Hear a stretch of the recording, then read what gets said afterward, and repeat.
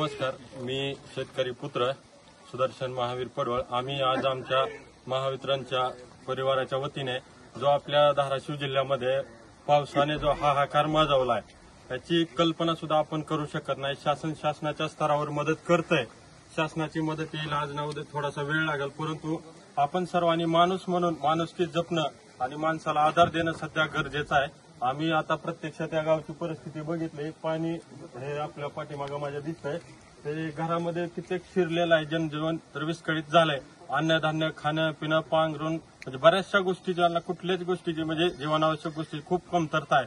सर्वजण आपण कोल्हापूर सांगलीला ज्यावेळेस पूर आलता त्यावेळेस मराठवाड्यातून वाहनं भरून आपण मदत केली आहे। तसेच खरंच आता मराठवाड्यात, धाराशिव जिल्ह्यात असेल, संपूर्ण जिथं जिथं अतिवृष्टी झाली तिथं खरंच मदतीची गरज आहे। माणूस म्हणून माणुसकी जपून आपण आपल्या लोकांना आपण आधार देऊ।